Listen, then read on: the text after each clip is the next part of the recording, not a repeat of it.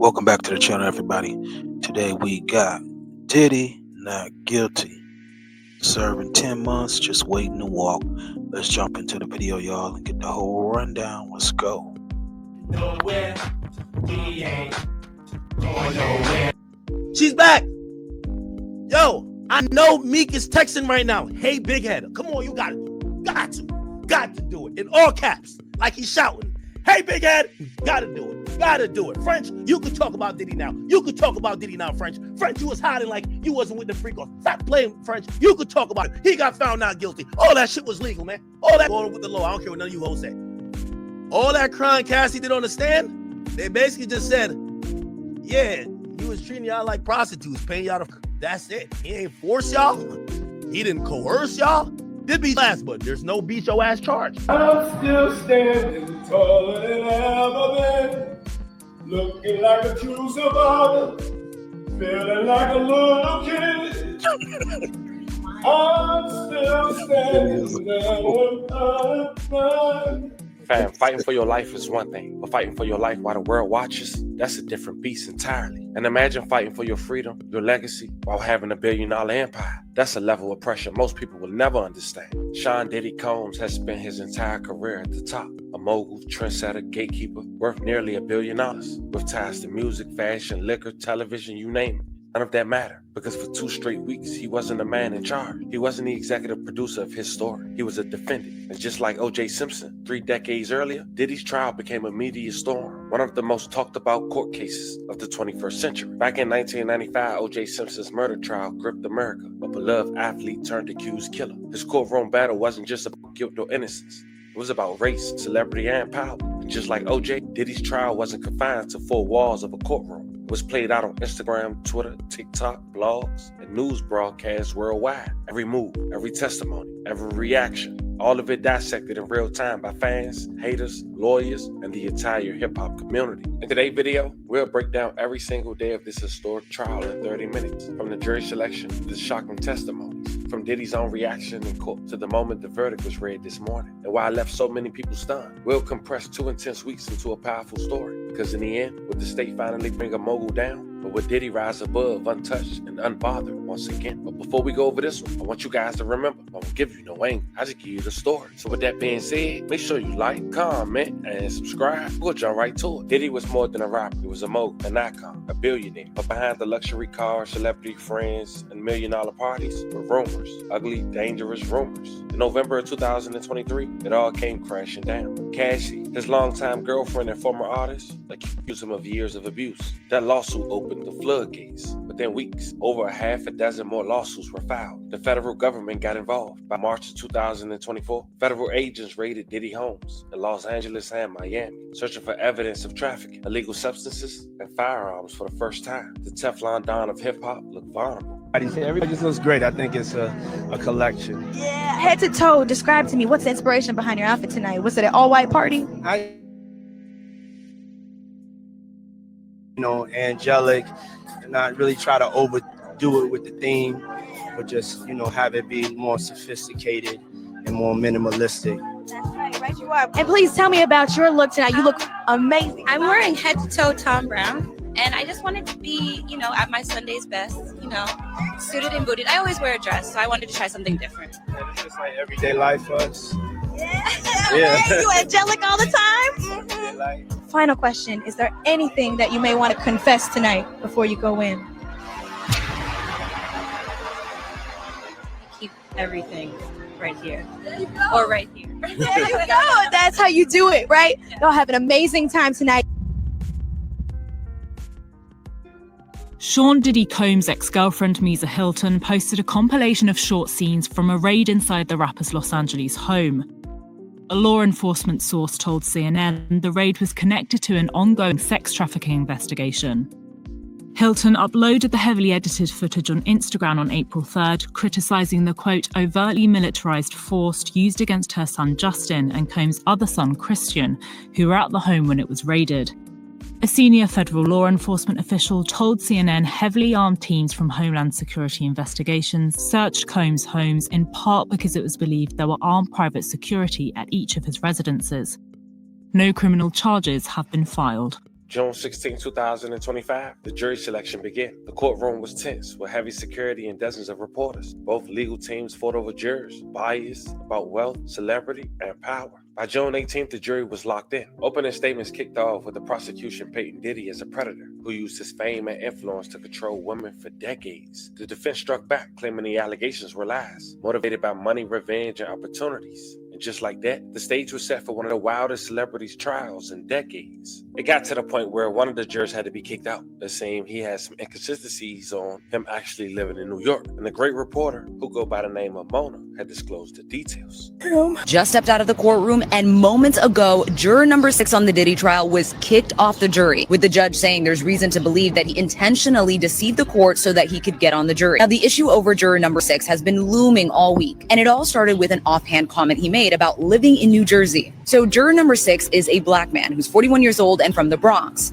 Or so he said. During voir dire, he told the court that he lives with his girlfriend and his daughter in an apartment in the Bronx. But then last week, he said that he moved to New Jersey to live with his girlfriend. It may not be permanent, but he spends most of his time there. So then the court started looking into it to see if he even qualified to be a juror in a New York City trial. But then he changed the story and said, no, I still have my New York City apartment and I stay there at least 4 to 5 days a week. He was then asked where his daughter lives, and he said, well, she was born in New Jersey. She lives in New Jersey. Asked about his Bronx apartment, he said he lives there with his aunt. So as the judge was addressing this issue, he noted several inconsistencies in his statement. So then the judge said, where does this leave us? And when I tell you in the courtroom, everyone was on pins and needles. The judge said this can come down to 2 things. Either this juror can't follow simple instructions, or he's intentionally deceiving the court. The judge said this brings up serious issues about his candor or his ability to follow the court's instructions. And then the judge went on to explain, this is exactly why we have alternates. At this point, Diddy is just shaking his head no. And that's when the judge says this juror will not be returning on Monday. Diddy is upset. He slightly tosses his arms up and adjusts himself in the chair. Now Diddy's attorney, Xavier Donaldson, stands up and said in a very polite way, Judge, I have no idea what you're talking about. There are plenty of people in New York City who go back and forth between New Jersey and New York to see significant others. He said, at the very least, let him come out and explain. He went on to say that this juror has sacrificed a great deal. He's here every day, on time, for weeks, taking notes.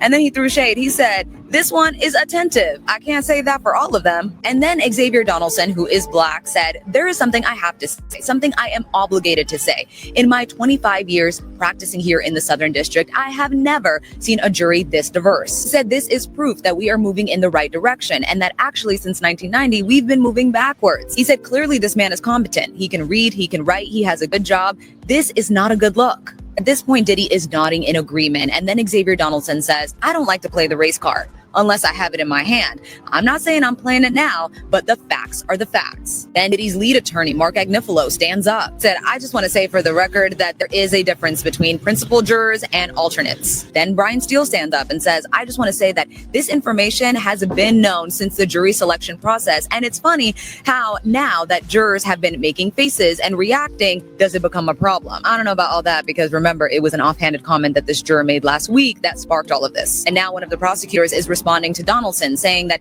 he is suggesting that we make this decision based on race. And I will say that this juror did put in the work, that he has been paying attention, but so have the alternates. The judge is very calm. He tells them, listen, I hear you. And then says, if this juror said, listen, I go back and forth between New York and New Jersey, it would be all good. He said all of these questions are pretty straightforward, unless he wanted to be on the jury. He says if I keep him, there will be a perception that the jury is tainted. Now, remember I told you Diddy is an unofficial member of his own defense team. Well, he is writing on these blue sticky notes, handing it to his attorneys. And when he sees that the judge is not budging, he takes off his glasses and then just slowly shakes his head. At one point, I thought he was going to stand up, but he was just handing more sticky notes off.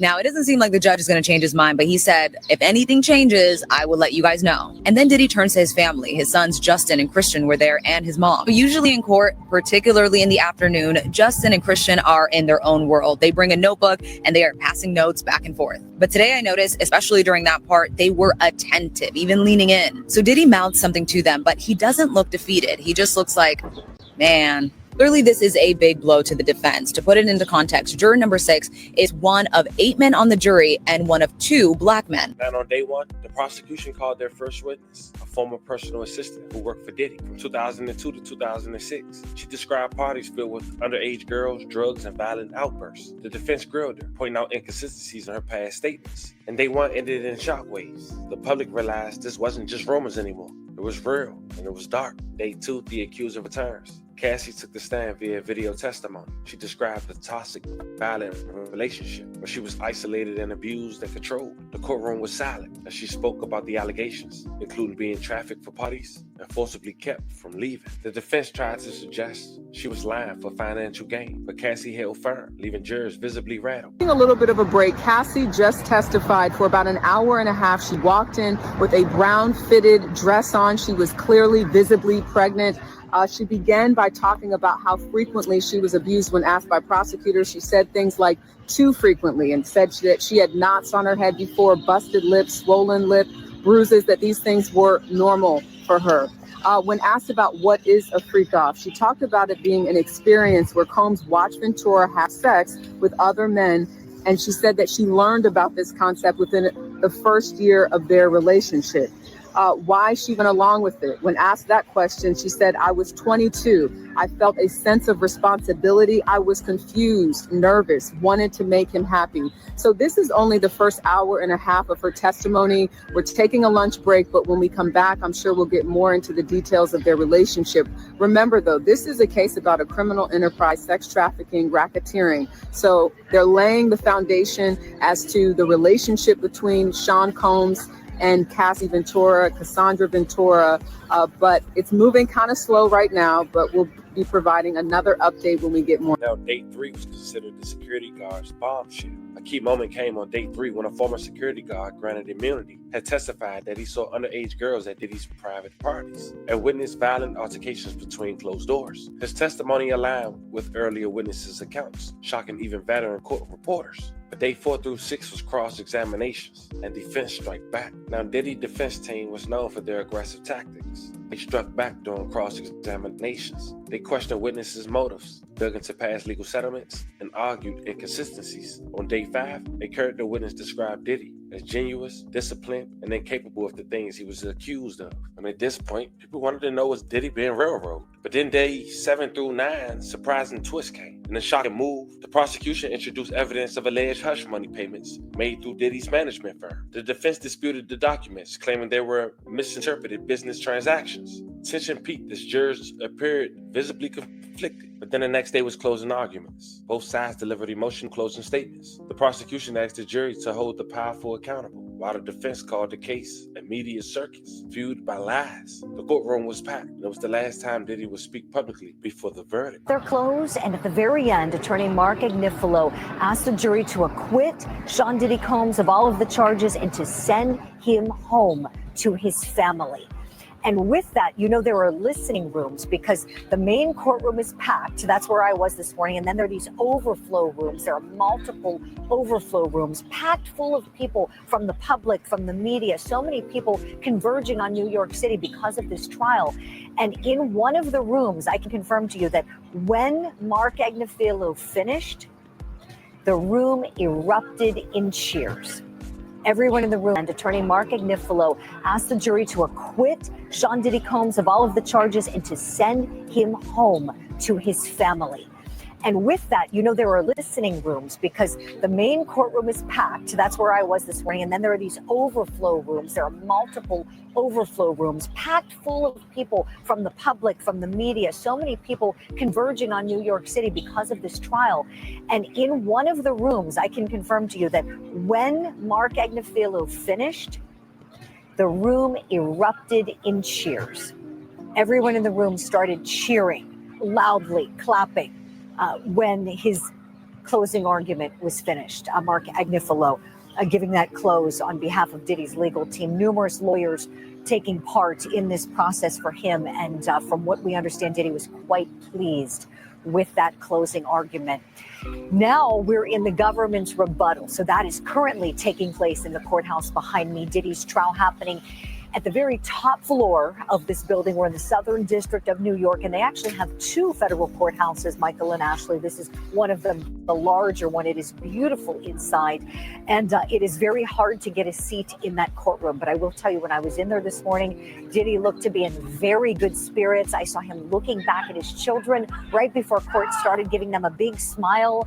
And then during the break, when everybody was in the morning recess, people were milling about the courtroom and talking. The judge was off the bench, and I saw one of his twin daughters hand a piece of paper to attorney Tenny Garagos, Mark Garagos' daughter, who's one of the attorneys on the Diddy team. And she then handed that paper to Diddy, and he read whatever was on it, and then he turned back around, looked at his daughter, smiled really big, and did a little bit of a fist pump, like to indicate, yeah, whatever it was, he seemed to be very happy about it. His mom looked to be in good spirits. I saw her leaving the courtroom during the break. I said hello to her. She said hello back.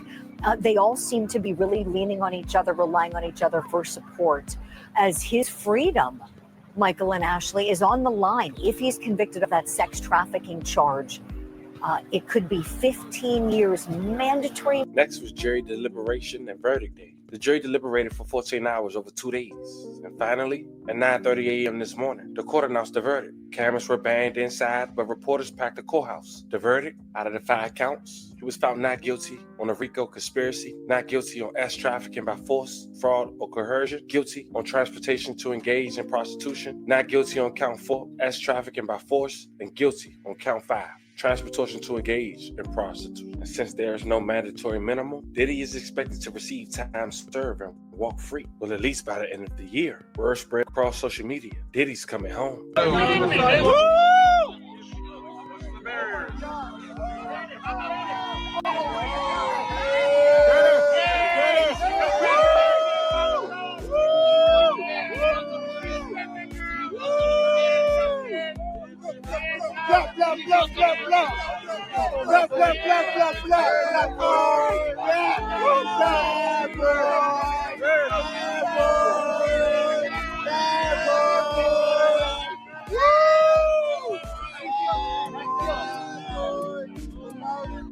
Now, Diddy's legal troubles aren't completely over. Civil cases remain pending, and his public image has taken a devastating hit. But for now, the music mogul is about to walk free, much like O.J. Simpson did in 1995. The public remains divided. Some say justice was served. Others believe the rich and famous play different rules. Will Diddy rebuild his empire? Will hip-hop embrace him again? Was this the last chapter in a legendary, controversial career? But there you have it, fam. The Diddy trial was one for the history books. Whether you believe in his innocence or his guilt, one thing's for sure. In the world of celebrity, power, and scandal, nothing stays buried forever. But that being said,